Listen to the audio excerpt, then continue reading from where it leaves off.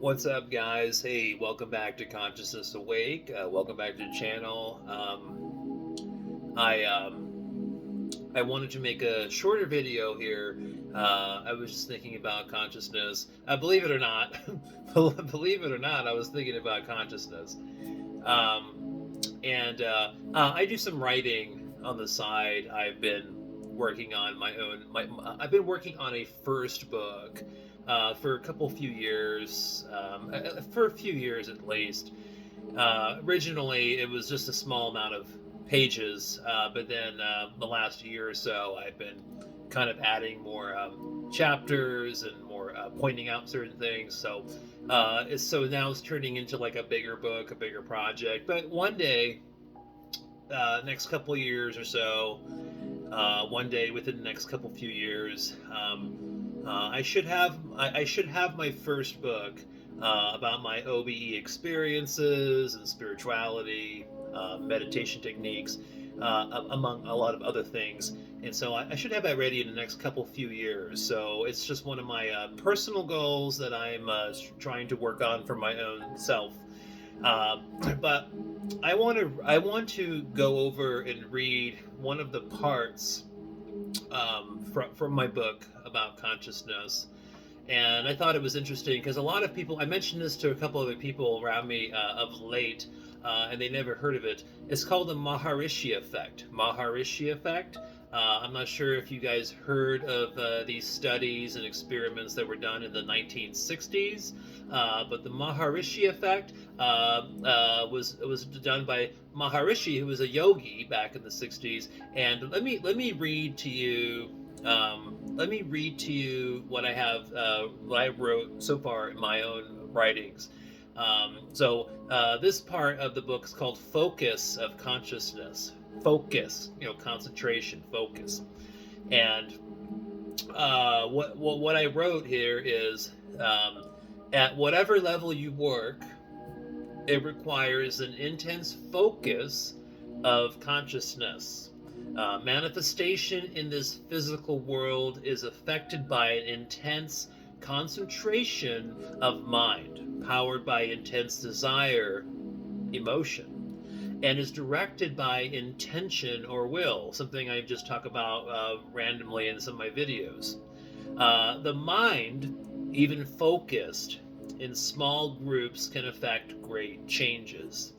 For example, it was shown that a group of fewer than 24 individual units of consciousness, 24 people, could actually change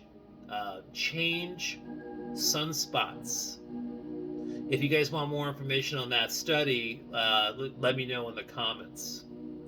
So the power of people meditating together at the same time in that quantum moment, doing it in togetherness as a unified field of consciousness, can have very, very positive changes. And on this, with the multiple people effect, setting the same intentions and the willpowers and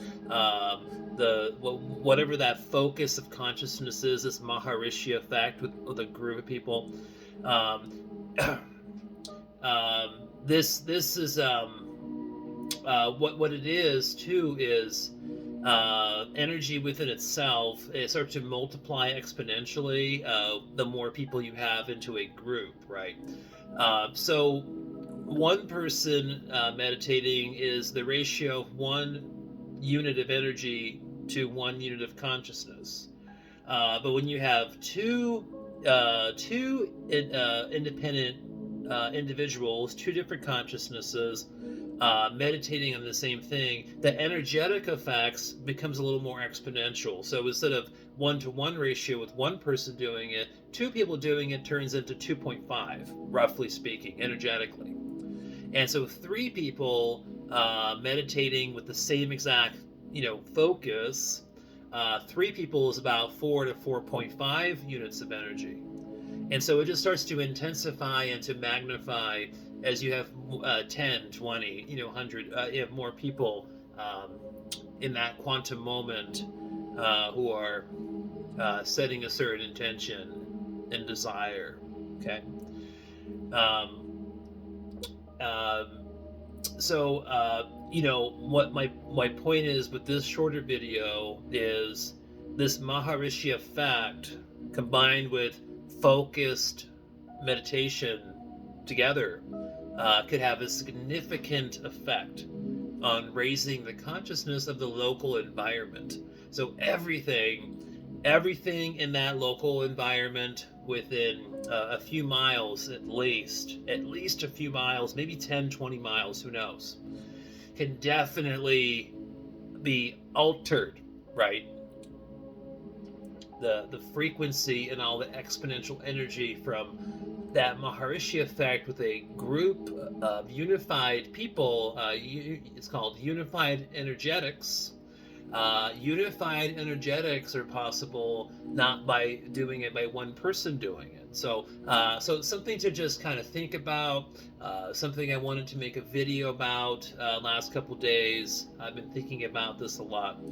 And we'll talk more about this stuff too. Also, what I want to talk to you guys about too is working on astral grid work. A lot of you guys are light workers. I'm a light worker. I am 100% a light worker. But I know a lot of you guys are light workers also. So we could take our ability and our levels of consciousness and we could apply it to astral grid building. Astral grid building. And I really truly believe one of the best ways to escape all these matrices and the archons and the matrices and all kinds of stuff that's going on all around us. One of the best ways to do it and to be completely, well, I'm not sure about 100% free. I'm not sure if our consciousness can ever really be 100% free, have freedom. I don't really know that. I don't know. But I do know that you can get as close to it as possible by having a network of people with the same intention, same levels of consciousness and awareness of their ability as consciousness. And you can build a whole astral grid. But the whole astral grid has to be done through this Maharishi effect, or something like that, to that effect. So it really takes unified consciousness from a group. But we'll talk more about that. I don't want to make this video too long. I wanted to make a 5-minute video. I'm at 8 already. So peace, guys. Talk to you soon. So much material, so many videos that come to you. Love you all. Positive energy.